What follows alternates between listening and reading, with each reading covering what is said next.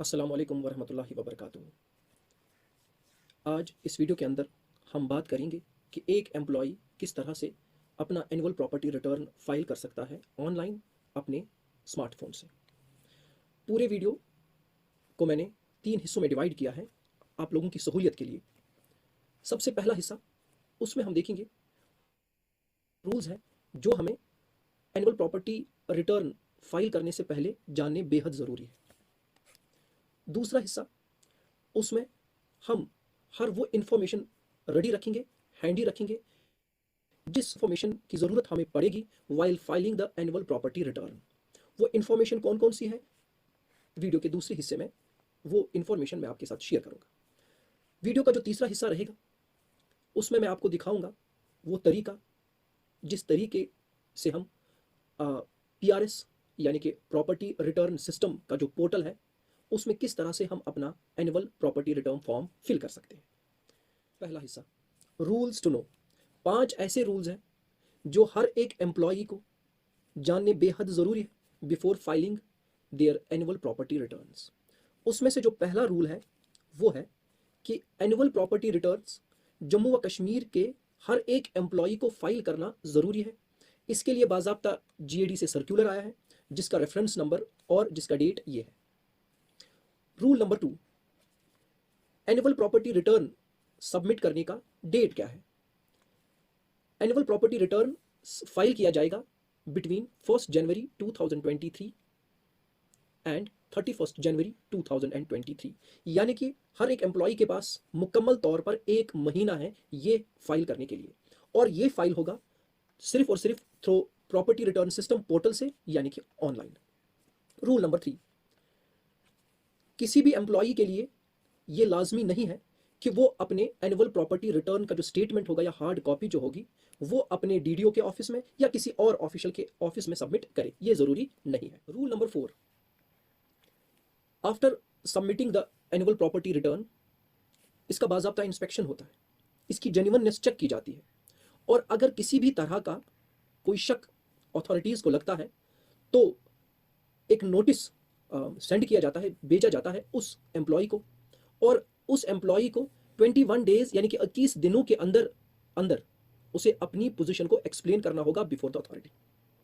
लेकिन अगर अथॉरिटी उसके आंसर से या उसके एक्सप्लेनेशन से सेटिस्फाई नहीं होती है तो उस एम्प्लॉय का केस जो है वो रेफर किया जाता है एंटी करप्शन ब्यूरो को फॉर फर्दर इंक्वायरी।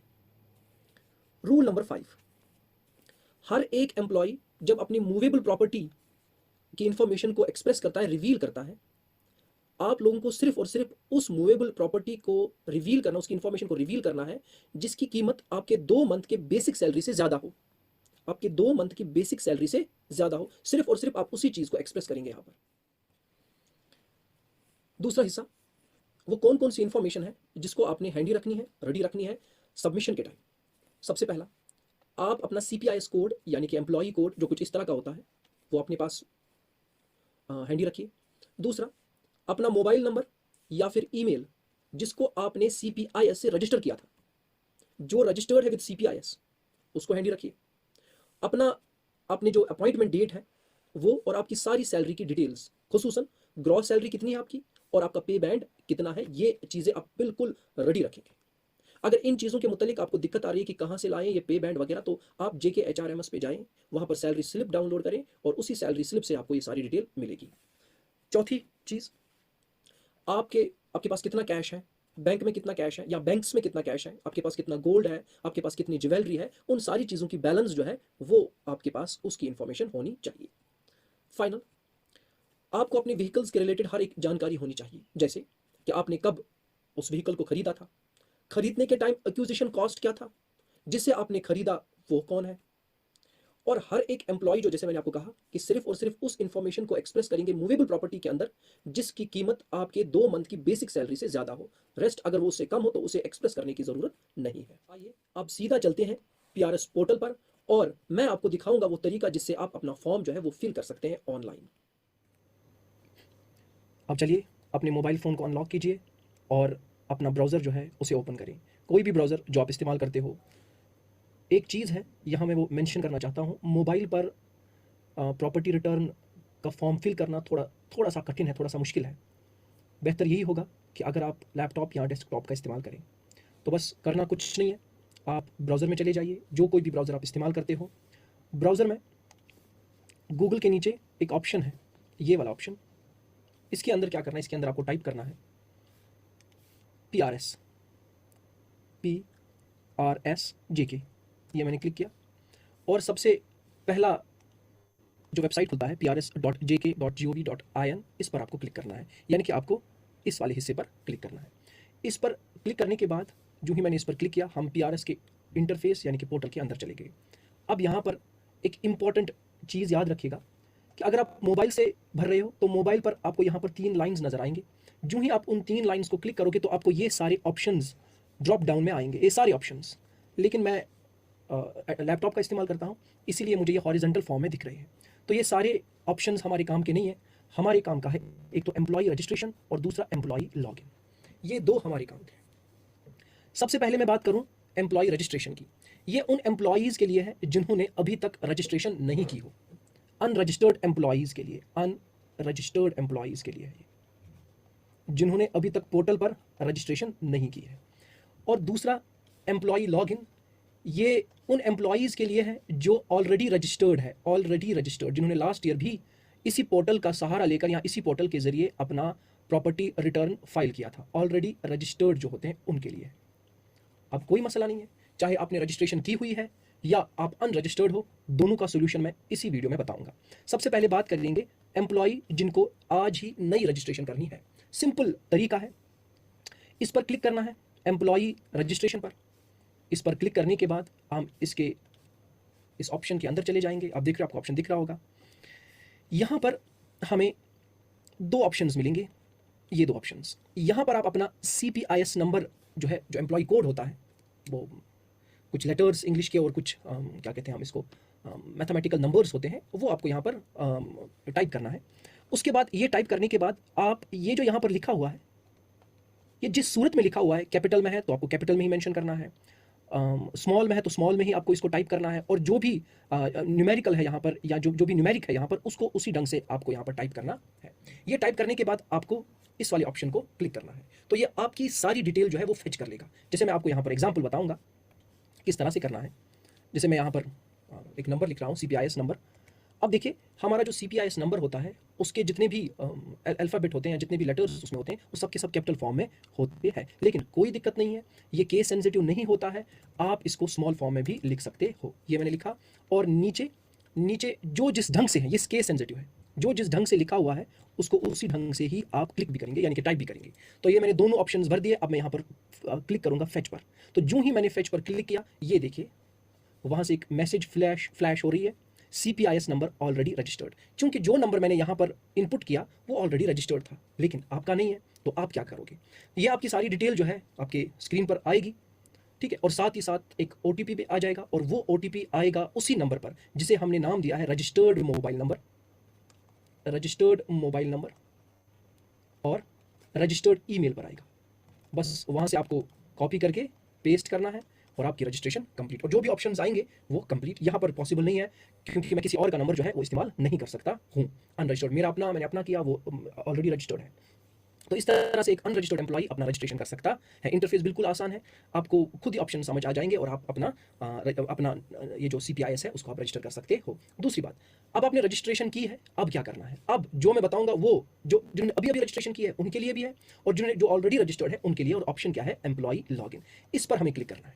लेकिन इस पर क्लिक करने से पहले आप अपना रजिस्टर्ड मोबाइल नंबर जो है उसे याद कीजिए और वो फ़ोन नंबर सामने रखिए, या अगर आप ईमेल से करना चाहते हो तो ईमेल के ज़रिए आप लॉगिन कर सकते हो। देखिए, हमने यहाँ पर क्लिक किया, जो ही हमने यहाँ पर क्लिक किया तो ये देखिए, यहाँ पर ये देखिए log in to employ account खुला। मेरा यहाँ नंबर पहले से ही लगा हुआ है क्योंकि मैंने सेव कर रखे हैं अपने पासवर्ड्स और अपने नंबर्स को, और यहाँ पर जो है मेरा पासवर्ड पहले आ चुका है। अब आपको क्या करना है? अब बिल्कुल अपना नंबर जो है CPIS कोड, उसे आप यहाँ अल्फा न्यूमेरिक फॉर्म जो है उसे आप यहाँ पर टाइप कीजिए। उसके बाद जो भी आपका पासवर्ड होगा वो आप यहाँ लिख दीजिए, और नीचे जो थर्ड ऑप्शन है यहाँ पर आप बिल्कुल वही लिखोगे जो आपको यहाँ इमेज में दिख रहा होगा। न्यूमेरिक है वही लिखोगे, स्मॉल लेटर है वही लिखोगे, कैपिटल लेटर है वही लिखोगे, और उसके बाद नीचे आपको यहाँ पर जाकर लॉग इन करना है। तो आप कल के अंदर अपने अकाउंट के अंदर चले जाएंगे। लेकिन अब बात है उन एम्प्लॉई की जो अपना पासवर्ड भूल चुके हैं। यस, देखिए 1 साल के बाद हमें ये फिर से ये काम करना है, तो जाहिर सी बात है बहुत सारे ऐसे एम्प्लॉई होंगे जो भूल चुके होंगे अपने पासवर्ड को। कोई दिक्कत नहीं है, कोई परेशानी नहीं है, उसका भी सोल्यूशन है। करना क्या है, यहाँ पर आपको नीचे फॉरगॉट पासवर्ड दिख रहा होगा, इस पर आपको क्लिक करना है। जो ही हमने इस पर क्लिक किया तो कुछ ऑप्शंस खुलेंगे। देखिए यहाँ पर लिखा हुआ आ रहा है reset password of your account. आप अपने अकाउंट का पास कर सकते हो। इसके लिए क्या चाहिए, इसके लिए पहला रजिस्टर्ड मोबाइल नंबर चाहिए जो एक्टिव हो, आपके पास हो मौजूद राइट नाउ। दूसरा रजिस्टर्ड ईमेल हो। इनमें से लेकिन दो में से कोई एक होना चाहिए, क्योंकि यहां पर एक ओटीपी जनरेट होगा। वो ओटीपी आपके मोबाइल नंबर में भी आएगा, वो ओटीपी आपके ईमेल एड्रेस पर भी जाएगा, लेकिन वो दोनों के दोनों ओटीपी सेम होंगे। इसलिए या तो आप मोबाइल नंबर रखिए सामने या ईमेल रखिए सामने। उसके बाद क्या करना है मैं आपको बताऊंगा। यहां पर उसके बाद आपको ऑप्शंस मिलेंगे। पहला ऑप्शन यहां पर, इसमें आप CPIS नंबर जो है वो टाइप कर लोगे, वही नंबर, कोई रेस्ट्रिक्शन नहीं है, स्मॉल कैपिटल जो मर्जी है। उसके बाद यहां पर दूसरा ऑप्शन आएगा, एक इमेज होगी ऊपर, इसमें जो कुछ भी लिखा होगा, जिस ढंग से लिखा होगा वही एग्जैक्टली आपको यहां पर टाइप करना होगा। उसके बाद आपके पास दो ऑप्शंस हैं। पहला, आप अपना आप अपना अकाउंट उसका पासवर्ड रीसेट करना चाहते हो यूजिंग ईमेल लिंक, क्या एक लिंक आपके ईमेल में सेंड किया जाएगा उससे करना चाहते हो, या आप रीसेट यूजिंग OTP, या फिर आप चाहते हो कि आपके पास कोई OTP आ जाए, वन टाइम पासवर्ड। तो ये OTP जो है ये आपके मोबाइल में भी आएगा, ये आपके ईमेल में भी आएगा, लेकिन गुजारिश यही रहेगी कि अपना OTP किसी के साथ शेयर मत करिएगा। उसके बाद जो ही आपने कोई ऑप्शन दिया, आगे चलकर आपको अपना जो पासवर्ड है वो देना पड़ेगा, जो आपने अपना नया पासवर्ड जनरेट करोगे वो देना पड़ेगा फाइनली। तो मैं जो ऑप्शन यूज़ कर रहा हूँ, सबसे आसान ऑप्शन, वो है रीसेट यूजिंग OTP। ये मैंने यहाँ पर सबसे पहले मैं नंबर लिखूंगा, ये मैंने नंबर लिखा, और यहाँ पर मैं टाइप करूंगा जो कुछ भी लिखा हुआ है बिल्कुल उसी तरीके से जिस तरह लिखा हुआ। उसके बाद मैं reset using password reset using OTP पे क्लिक करूंगा। ये मैंने किया, तो देखिए सेंडिंग आ रहा है, तो मेरा OTP जो है वो मेरे रजिस्टर्ड मोबाइल नंबर पे भी गया और वो मेरे ईमेल पर भी आ गया। ये लो, मेरे दोनों जगहों पर आ गया, मेरा फ़ोन मेरे साथ है, दोनों जगहों पर आ गया। आप वो दोनों जगहों पर वो सेम है। वो OTP जो है वो आपको यहाँ पर टाइप करना है आप, ठीक है। उसके बाद आपको ये जो यहाँ लिखा हुआ है ये बिल्कुल इसी तरह से आप मेंशन करोगे और फिर एक ऑप्शन पे प्रेस करोगे, एंटर OTP। एक नया इंटरफेस खुलेगा उससे। तो करना क्या है ये देख लीजिए, मैं आप लोगों के लिए दिखाऊंगा। ये मेरा OTP जो है, मैंने मोबाइल अपना ऑन किया और मेरा OTP जो है वो आ गया। ये मेरा OTP आ गया। उसके बाद नीचे ऑप्शन में जाऊंगा तो ये लिखा है 424Q4 या फिर 04 होगा, अभी समझ नहीं आ रहा है। अगर नहीं हुआ तो हम इसको दोबारा भी कर सकते हैं। ये देखिए ऑप्शन आ रहा है इमेज टेक्स्ट और text and does not match, क्योंकि मुझे अच्छी तरह से दिखा नहीं कि क्या था, ठीक है। इसलिए इस पर भी कुछ जो है हजरात वो परेशान होते कि क्या हुआ। कोई दिक्कत नहीं है, अब आप यहाँ पर फिर से आएंगे। दूसरे वाला, पहला वाला तो मेरा ठीक है, ये इस पर आएंगे तो इस पर हम लिखेंगे 86F4E एग्जैक्टली। ये तो मुझे लग रहा है सही है, मैंने एंटर किया। ये लीजिए, ये देखिए आप, enter new password of your account. अब जो पासवर्ड आप रखना चाहते हो उसको आप रख लीजिए, लेकिन याद रहे कैपिटल लेटर एक हो, स्पेशल कोई जो कैरेक्टर होता है हैश @ परसेंटेज वगैरह वो आप रखो, स्पेशल कोई कैरेक्टर, और कोई नंबर भी साथ साथ लिखो। जैसे हम लिखेंगे यहाँ पर आफाक AFAQ, ठीक है। ये तो मैंने कैपिटल में सारा लिख दिया। आप आफाक हुसैन या फिर आफाक भट्ट BHAT, तो आधा कैपिटल में आधा स्मॉल में, फिर हैश लगा दो 1 2 3 4। ये इस तरह का पासवर्ड होना चाहिए। या फिर आप इस तरह भी लिख सकते हो, जैसे AFAQ आफाक, तो पहला कैपिटल बाकी स्मॉल, उसके बाद @4321, इस तरह का कर दो कुछ, जो आपकी मर्जी है। तो मैं तो अपना पासवर्ड जनरेट, हालांकि मेरे पास पासवर्ड था, सिर्फ और सिर्फ आपको दिखाने के लिए मैं ये सारा पासवर्ड जो है वो सेट करना है। और मैंने अपना पासवर्ड जो है वो पहले से ही सेट कर रखा है और यहाँ डायरी पे मैंने उसको रिकॉर्ड भी किया हुआ है। अब हमारे पास दो ऑप्शन आएंगे, ये पहला ऑप्शन और ये दूसरा ऑप्शन। न्यू पासवर्ड, यहाँ पर आप नया पासवर्ड डाल देंगे, और कंफर्म पासवर्ड, यहाँ पर वही पासवर्ड जो आप यहाँ एंटर करोगे वही पासवर्ड आपको यहाँ पर भी एंटर करना है। उसके बाद नीचे आएंगे तो तीसरा ऑप्शन आएगा एंटर अबाउट टेक्स्ट। ये जो ऊपर टेक्स्ट है, ये इमेज के अंदर जो टेक्स्ट होगा उस टेक्स्ट को आपको हूबहू वैसे ही जैसे वहाँ से दिया हुआ है वैसे ही आप एंटर करोगे। तो मैं अपना पासवर्ड सेट कर रहा हूँ, आप भी अपना पासवर्ड सेट कीजिए। मैंने पहला कैपिटल रखा, बाकी सारे लेटर्स जो है वो मैंने स्मॉल में रखे हैं। साथ ही साथ मैंने एक स्पेशल कैरेक्टर का भी इस्तेमाल किया और कुछ नंबर्स का भी इस्तेमाल किया। उसके बाद कन्फर्म पासवर्ड पे लिखना है। कन्फर्म पासवर्ड पे यही चीज़ लिखी जाएगी जो आपने ऊपर लिखा। उसके बाद थर्ड ऑप्शन पे जो वहाँ पर इमेज में आपको जो अल्फ़ा न्यूमेरिक में जो कुछ दिख रहा होगा वो वैसे ही लिखोगे, जैसे स्मॉल डी है, 9 है, 0 है, 5 है और 7 है। फिर नीचे सबसे लास्ट पे ऑप्शन है रीसेट पासवर्ड, इस पर आप क्लिक करेंगे। जो ही आप इस पर क्लिक करेंगे तो ये पासवर्ड जो है रीसेट हो जाएगा। उसके बाद मेरा पासवर्ड जो है वो रीसेट हो चुका है। अब एक इंपॉर्टेंट चीज़ मुझे बतानी है, जो ही आपने पासवर्ड को रीसेट किया दोबारा से यही डायलॉग बॉक्स आपके सामने आ जाएगा विद सेम ऑप्शंस, लेकिन इसको कुछ नहीं करना है। यहाँ पर देखिए, यहाँ अभी रीसेट पासवर्ड था, वो ऑप्शन अब यहाँ नहीं है, मतलब कि इसे हमें क्लोज करना है। तो आप इस क्लोज पे जाएंगे, इसको क्लिक करके इसे क्लोज यानी कि बंद कीजिए। फिर से आप मेन जो हमारी विंडो है उस पर हम यानी कि मेन इंटरफेस जो है, होम जो है इस पोर्टल का, उस पर पहुँचेंगे। जिसने रजिस्ट्रेशन की है वो भी यहाँ आएगा, जिसने अपना पासवर्ड दोबारा से अपडेट किया है वो भी यहाँ आएगा, और इस वाले ऑप्शन पे यानी कि लॉग इन वाले ऑप्शन पे क्लिक करेंगे। तो लॉग इन वाला ऑप्शन जो है उस पर हम क्लिक करेंगे। ये मैंने क्लिक किया। यहाँ पर अगर आपका पासवर्ड गूगल में सेव रहता है तो वो खुद ब खुद आएंगे यहाँ पर, अगर नहीं तो जैसा आपका CPIS कोड है, जैसा आपका पासवर्ड वगैरह है उसे आप रख लीजिए, और यहाँ नीचे सबसे नीचे आप इस इमेज में जो लिखा हुआ है उसको आप ऐसे ही फिल करोगे जैसे कि दिया हुआ है। ये मैंने फिल किया, और सबसे नीचे आप जाएंगे तो सबसे नीचे आपको लॉगिन का बटन मिलेगा, उस पर क्लिक करेंगे आप, और एक OTP फिर से आ जाएगा उसी रजिस्टर्ड मोबाइल नंबर पर। वो OTP आप यहाँ पर एंटर करेंगे, उसे एंटर करने के बाद आप यहाँ पर लॉग इन करेंगे। तो मेरा OTP जो है मेरे मोबाइल फ़ोन पे आ चुका है, ये मेरे फ़ोन पर OTP आ गया है। वो OTP मुझे यहाँ पर एंटर करना है 199480। ये मेरा OTP है, यहाँ पर मैंने लॉगिन किया और मैं अब PRS पोर्टल के अंदर आ गया हूँ। अब देखिए, यहाँ पर कुछ चीज़ें हमें याद रखनी है। यहाँ पर आपको एक अप्लाई का ऑप्शन मिलेगा, लिखा होगा वहाँ पर अप्लाई, तो आप सबसे पहले उस पर अप्लाई करेंगे, उस पर क्लिक करके अप्लाई करेंगे। मैंने किया हुआ है इसीलिए मेरा यहाँ पर अप्लाई नहीं आ रहा है, उसके बदले ये एक मैसेज फ्लैश हो रही है, और वो क्या है, no active notification remains unapplied by you. कोई नोटिफिकेशन नहीं, आपके पास नोटिफिकेशन होगी, आप पहली बार कर रहे हो तो आप इस पर अप्लाई क्लिक करोगे। जो ही अप्लाई आप क्लिक करोगे तो आपके पास कुछ इस तरह का इंटरफेस खुलेगा, कुछ इस तरह का होगा वहाँ पर। अब देखिए, इस पर थोड़ी सी बात करेंगे कि ये है क्या। सबसे पहले ये जो है ये लास्ट ईयर का एनुअल प्रॉपर्टी रिटर्न है, लास्ट ईयर का, जो हमने लास्ट ईयर इसको फाइल किया था। अब देख लीजिए, सबमिशन डेट स्टार्टिंग क्या था 1/1/2022, और लास्ट डेट जो था एंड डेट वो था 28 मार्च 2022, यहाँ तक। ठीक, वो एक्सटेंड पे एक्सटेंड होता गया। अब देखिए यहाँ पर इज एक्टिव, ये फॉल्स का मतलब होता है नो, फॉल्स का मतलब होता है नहीं, ये एक्टिव नहीं है, ये तो हो चुका है ना, ये पिछले साल का है, इट्स ऑफ प्रीवियस ईयर, ये तो हो चुका है, इसलिए इज एक्टिव नो। यहाँ देखिए, इज सबमिटेड ट्रू का मतलब होता है यस, यस ये सबमिट हो चुका है, लास्ट ईयर आपने सबमिट किया है। लेकिन ये जो है ये इस साल का एनुअल प्रॉपर्टी रिटर्न का स्टेटमेंट है। ठीक, नोटिफिकेशन स्टार्टिंग डेट क्या है 1/1/2000, सबमिशन स्टार्ट डेट वो भी यही है, और नोटिफिकेशन एंड डेट क्या है वो है 31/1/2023, सिर्फ एक मंथ का है। अब इज एक्टिव ट्रू का मतलब यस ये अभी एक्टिव है, यानी कि मैंने अभी फाइनल सबमिशन नहीं किया है। इज सबमिटेड फॉल्स का मतलब नहीं, आपने सबमिट नहीं किया। जब तक ना आप सबमिट करोगे तो आपके पास दो ऑप्शन आएंगे, एक एडिट ऑप्शन, दूसरा प्रीव्यू फॉर्म ऑप्शन। अब इन दो पे बात होगी, ये है क्या। सबसे पहला जो ये एडिट ऑप्शन है, इस पर जब आप क्लिक करोगे तो आप फॉर्मेट के अंदर जाकर उसमें जो भी बदलाव लाना चाहते हो वो आप ला सकते हो। अगर आपको कहीं लगता है स्पेलिंग गलत है, कहीं पर आपने एक्विजिशन कॉस्ट गलत लिखा है, कहीं पर आपने डेट गलत लिखा है, तो वो सारी चीज़ें आप एडिट पर क्लिक करके फॉर्मेट के अंदर जाकर वो सारी एडिटिंग कर सकते हो।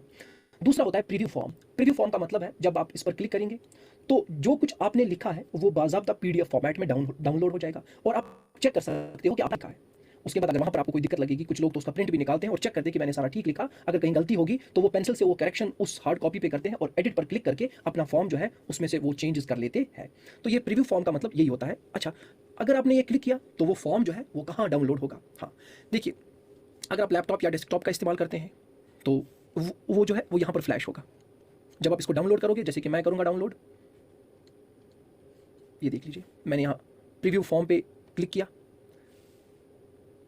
थोड़ा सा वेट करना पड़ेगा। ये देख लीजिए यहाँ पर वो फ्लैश हुआ, ये देख लीजिए PRS फुल 3। अब ये 3 क्या है, ये मैं चौथी बार अभी डाउनलोड कर रहा हूँ, चौथी बार मैं इसको डाउनलोड कर रहा हूँ।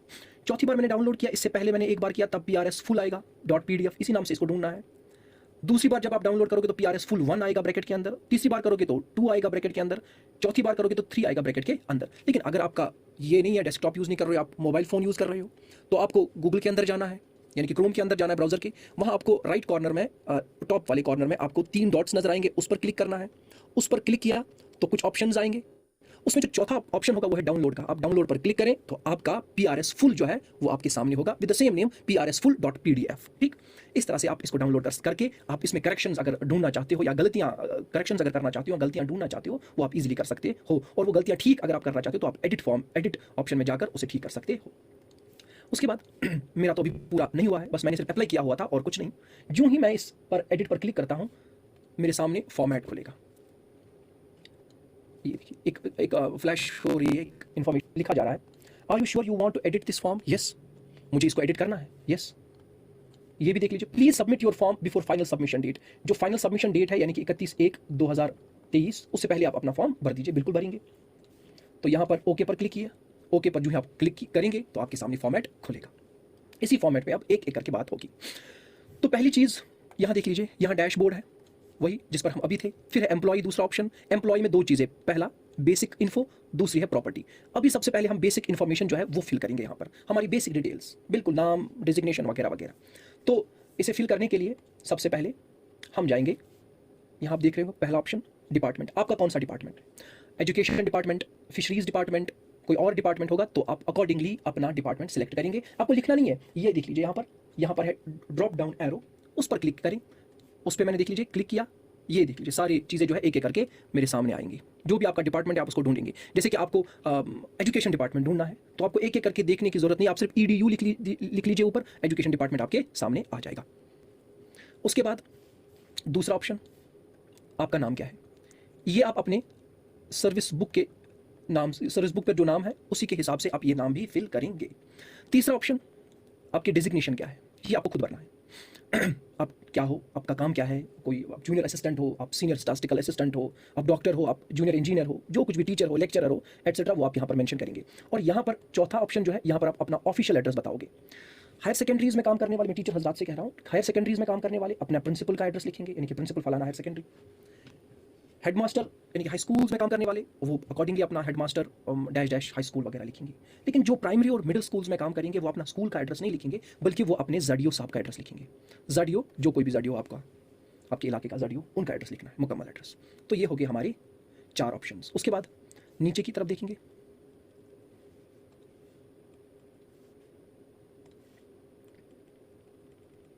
पांचवा इज डेप्यूटेड। यहां पर समझना है, क्या आप डेप्यूटेशन पे काम करते हो? यहां पर डेप्यूटेशन का मतलब है आपने अपना पेरेंट डिपार्टमेंट छोड़ा है या आप अपने पेरेंट डिपार्टमेंट से ट्रांसफर होकर किसी दूसरे डिपार्टमेंट में काम करते हो कुछ टाइम के लिए, उसे डेप्यूटेशन कहते हैं।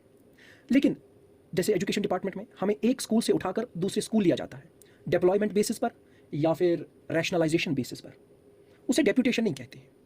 वो हजरात जो डिप्लॉयमेंट या रैशनलाइजेशन पर काम करते हैं वो इस डेप्यूटेड पे टिक नहीं लगाएंगे। लेकिन अगर आप अपने पेरेंट डिपार्टमेंट के बगैर, यानी कि आपको पेरेंट डिपार्टमेंट से ट्रांसफर की गई किसी दूसरे डिपार्टमेंट को, तब आप यहाँ पर टिक करोगे, अदरवाइज टिक करने की जरूरत नहीं है। उसके बाद आपकी पे स्केल क्या है, 6th ऑप्शन, वो आप देख लीजिए। वो आप सैलरी स्लिप डाउनलोड करेंगे JKHRMS से। वहाँ पर आप देखिए, वहाँ पर अपनी सैलरी स्लिप जो है वो डाउनलोड करें और उसे डाउनलोड करने के बाद आपकी पे स्केल जो है वो पता चलेगी। Gross salary, 7th option. Gross salary का मतलब है डिडक्शंस के बगैर जो आपकी कुल मिलाकर सैलरी आती है, बैंक में नहीं, आपके खाते में नहीं, कुल मिलाकर जो आपकी सैलरी है, इंक्लूडिंग ऑल दोज, क्या जो भी डिडक्शंस वगैरह हम कर लेते हैं, उनको लेकर हमें बताना है ग्रॉस सैलरी क्या है। अपॉइंटमेंट डेट आपको पता होगा तो वो एग्जैक्टली आप लिखोगे। 9th जो ऑप्शन है ये है फैमिली स्ट्रेंथ, आपके घर में आपके साथ कौन कौन रहता है। उसके बाद 10th option, in case property inherited from father और मदर, क्या आपने जो आपके पास प्रॉपर्टी है क्या आपने वो अपने फादर से इनहेरिट की है या फिर अपनी मदर से, अगर की है तो टिक, अगर नहीं तो क्रॉस। क्रॉस मतलब छोड़ देना है ऑप्शन को। उसके बाद in case property, 11th one, in case property inherited from in laws, अगर आपने इन लॉज से प्रॉपर्टी ली है बाज़ाब्ता आपको यहाँ पर टिक करना है, अगर नहीं ली है तो छोड़ देना है। उसके बाद 12th one, designation of the officer where from statement of property submitted last year. Last year यानी कि 2021 का जो प्रॉपर्टी रिटर्न आपने किस ऑफिसर के पास सबमिट किया था, उस ऑफिसर का यहाँ पर डेजिग्नेशन लिखना है। जैसे कि मैंने अपने जडियो साहब के पास वो सबमिट किया था तो मैं अपने जडियो साहब का ही डेजिग्नेशन लिखूंगा, नाम लिखना नहीं है, डेजिग्नेशन उनका लिखना है। ठीक, तो ये है 11 ऑप्शन। अब हम नीचे आते हैं, इससे थोड़ा सा नीचे। जब आप ये सारा करोगे तो आपको लास्ट पे 2 ऑप्शंस मिलेंगे, एक है सेव का ऑप्शन, दूसरा है नेक्स्ट का ऑप्शन। सेव, सेव का मतलब है आपने ये जो बेसिक इन्फॉर्मेशन यहाँ पर लिखी है ये सारी सेव हो चुकी है, एडिटेबल है, अभी भी आप इसको एडिट कर सकते हो। आप इसको तब तक एडिट कर सकते हो जब तक ना आप फाइनल सबमिशन करोगे। तो आप इस पर सेव पे क्लिक करें, अगर आपने सारी डिटेल भर ली है तो क्लिक कीजिए, अगर नहीं भरी है तो भर दीजिए, क्योंकि अगर आप सेव पर क्लिक करोगे और डिटेल्स ना भरी हो, देखिए रेड कलर में क्या आ जाएगा, देखिए ये उस एरिया में उस फील्ड में आ जाएगा जहां पर आपने अनफिल्ड रखा है, जो कुछ भी आपने फिल नहीं किया है वहां ये सारा फ्लैश होगा, रिक्वायर्ड फील्ड, यानी कि इसको भर लो। मैंने अभी नहीं भरा, मैं आप सब जब भरेंगे उसके बाद मैं भरूंगा, ठीक। उसके बाद मैं यहाँ नेक्स्ट पे क्लिक करूंगा, तो नेक्स्ट पे जब मैं क्लिक करूंगा तो मैं दूसरे ऑप्शन पे जाऊंगा। ये तो मेरी बेसिक इन्फॉर्मेशन थी। उसके बाद प्रॉपर्टी डिटेल्स मुझे सेंड करनी है, जो हमने ऊपर डैशबोर्ड के नीचे देखा था। तो यहाँ पर मैंने नेक्स्ट किया, जो ही मैं नेक्स्ट किया मैं प्रॉपर्टी में आ गया। ये देख लीजिए, ये बेसिक इन्फो जो है ये मैंने भरा, उसके बाद प्रॉपर्टी वाला इन्फो है, अब ये भरना है मुझे। अब मेरे पास 3 टाइप्स की प्रॉपर्टी है, एक मूवेबल, दूसरी इमूवेबल और तीसरी व्हीकल वाली प्रॉपर्टी। ये 3 प्रॉपर्टी की मुझे हर एक डिटेल भरनी है। वो कैसे मैं दिखाऊंगा आपको। सबसे पहले यहाँ पर ऑप्शन देख लीजिए, ऐड न्यू प्रॉपर्टी, इस पे आपको क्लिक करना है पहली बार। तो पहली बार क्लिक करके एक फॉर्मेट खुलेगा, ये मैंने क्लिक किया, ये फॉर्मेट खुला। इस फॉर्मेट के अंदर आप देखोगे हमारे पास 3 ऑप्शन है। पहला प्रॉपर्टी टाइप क्या है, मूवेबल है, व्हीकल है, इमूवेबल है। उसके बाद दूसरा प्रॉपर्टी सब टाइप, ठीक है, इसमें भी अलग अलग ऑप्शंस आएंगे, ज़्यादातर इमूवेबल में आते हैं। इमूवेबल प्रॉपर्टी जब आप यहाँ पर सिलेक्ट करोगे तो उसके अलग से 3 ऑप्शंस आते हैं, हाउस का अलग आता है, लैंड का अलग आता है और अदर एसेट्स आता है, ठीक है, बाकी उनका एक ही आता है। तो जब आप इस पर क्लिक करोगे और ये सारी डिटेल्स जब आप इस पर क्लिक करोगे, फिर इस पे दूसरे ऑप्शन पे क्लिक करोगे तो एक बड़ा सा फॉर्मेट नीचे खुलेगा, ब्लैंक होगा, वो आपको भरना है। तो फाइनली भरने के बाद आप इस सेव पर क्लिक करोगे तो ये सेव हो जाएगा। फिर से आपको ऊपर आना है, इस ऐड न्यू प्रॉपर्टी पे फिर से क्लिक करना है। फिर आप जो आपने पहले ऑप्शन लिया था वो नहीं लेना है, दूसरा वाला ऑप्शन यहाँ पर चूज करना है। तो मैं दिखाऊंगा एक एक करके। जैसे मैंने यहाँ पर प्रॉपर्टी टाइप पर क्लिक किया, जो ही मैंने प्रॉपर्टी टाइप पर क्लिक किया यहाँ 3 ऑप्शंस आए, मूवेबल प्रॉपर्टी, व्हीकल और इमूवेबल प्रॉपर्टी। मूवेबल प्रॉपर्टी जो है ये मेन प्रॉपर्टी है, इसका जो प्रॉपर्टी सब टाइप खुलेगा वो एक ही होगा, यानी कि आपको एक ही ऑप्शन भरना है। व्हीकल का एक ही होता है, लेकिन इसके 3 होते हैं फिर, यानी कि इसके आपको, अगर आपके पास है हाउस भी है, लैंड भी खरीदा हुआ है और भी कोई एसेट है, तो आपको 3 अलग अलग फॉर्मेट्स इसमें फिल करने हैं। अगर एक ही है तो एक ही, अगर कुछ नहीं है तो ये मूवेबल प्रॉपर्टी को आपको हाथ भी नहीं लगाना है, छोड़ देना है। तो हम सबसे पहले मूवेबल प्रॉपर्टी में जाएंगे। मूवेबल प्रॉपर्टी को मैं क्लिक करूं तो मैंने यहाँ सेलेक्ट पे क्लिक किया, यहाँ पर मूवेबल प्रॉपर्टी। जो ही मैंने मूवेबल प्रॉपर्टी पे क्लिक किया, अभी भी देखिए, अब मुझे दूसरी ऑप्शन प्रॉपर्टी सब टाइप पे क्लिक करना है। इस पे सिर्फ एक ऑप्शन आएगा, ये देख लीजिए, सिर्फ एक option, cash balance jewellery house hold, बात खत्म। ये फॉर्मेट खुल गया मेरा, ठीक। अब इस फॉर्मेट को आप गौर से देखिए और इसे हम फिल करने की कोशिश करेंगे। सबसे पहला प्रॉपर्टी टाइप मूवेबल है, प्रॉपर्टी सब टाइप कैश की डिटेल होगी, बैलेंसेस की डिटेल होगी, ज्वेलरी की होगी, हाउस होल्ड की होगी। और यहाँ पे प्रॉपर्टी सब टाइप डिस्क्रिप्शन, यहाँ पर उन चीज़ों का नाम लिखा हुआ है जिन चीज़ों के बारे में आपको नीचे अपनी सारी डिटेल्स जो है वो भरनी है। तो सबसे पहला हम एक एक करके देखेंगे, कैश इन हैंड। क्या होता है कैश इन हैंड, आपके पास कितना पैसा है, ठीक, वो सारा लिख दीजिए आप। टोटल बैलेंसेस या total balance in all savings account, आपके पास जितने भी सेविंग्स अकाउंट है, सेविंग्स अकाउंट, उन सब का, उसमें जितना पैसा है वो उसका आपको यहाँ पर डिटेल लिखनी है। लेकिन एक चीज़ ये आप समझ लीजिए कि सिर्फ आपको सेविंग्स अकाउंट की डिटेल लिखनी है। अगर कोई एम्प्लॉय जिसके पास सीसी है, एम्प्लॉय वाला सीसी, गवर्नमेंट एम्प्लॉय सीसी अगर किसी के पास है, तो उसमें अगर बैलेंस होगी, उसमें अगर कुछ पैसा है तो उसको यहाँ मेंशन ना करें, क्योंकि वो लोन होता है, वो हमारा पैसा अपना नहीं है, वो सेविंग्स नहीं है। उसके बाद total mutual fund shares held, अगर आप शेयर्स पे ट्रेडिंग करते हो या म्यूचुअल फंड पे सिप करते हो तो उसकी डिटेल लिख दीजिए, अगर नहीं तो छोड़ना है।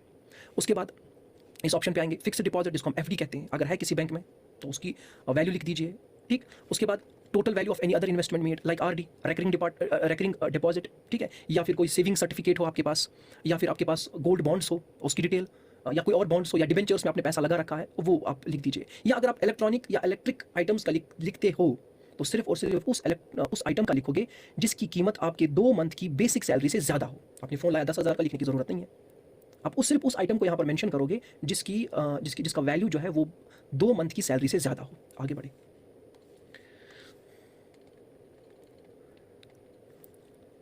Total value of jewellery, ornaments, precious stones अगर आपके पास है माशाल्लाह तो लिख दीजिए। Total value of house hold items, electronic items, जो कुछ भी है, फ्रिज है आपके पास, टीवी है आपके पास, लैपटॉप्स, या फिर बहुत सारी चीज़ें हैं जिनकी वैल्यू, जिन आइटम्स की वैल्यू हमारी बेसिक सैलरी से ज़्यादा हो सकती है, तो उसका यहाँ पर आप वैल्यू लिखोगे, उसको मेंशन करना है और वैल्यू लिखना है।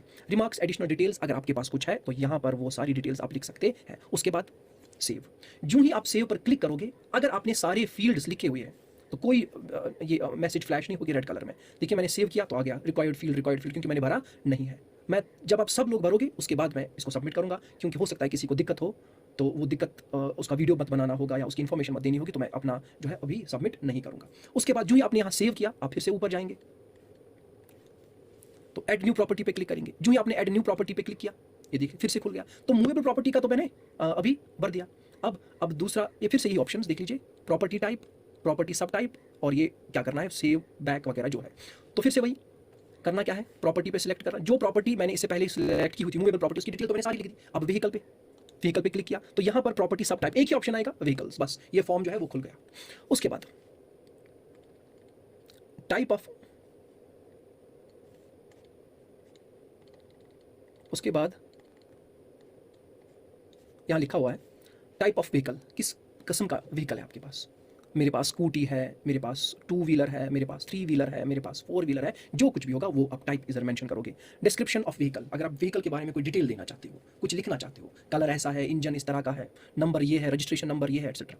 उसके बाद डेट अक्वायर्ड, आपने जो डेट अक्वायर किया है, डेट अक्वायर्ड किस डेट पर उसको अक्वायर किया है। मीन्स अक्वायर्ड, किस माध्यम से आपने उसको लिया है। आप देखोगे हमने क्या क्या क्या कहते हैं इसको, कैश में लिया है, हमने चेक्स देकर लिया है, हमने फिर लोन निकाल कर लिया है, तो वो दिखाना है हमें यहाँ पर। उसके बाद नीचे की तरफ जाएंगे, कॉस्ट ऑफ एक्विजिशन, जब आपने उसको लिया तब उसकी कॉस्ट क्या थी, और ऑप्शन मोड ऑफ एक्विजिशन। अब आपने ये वो मोड क्या है जिससे आपने ये लैंड या फिर ये बिल्डिंग या कोई और प्रॉपर्टी अक्वायर की है।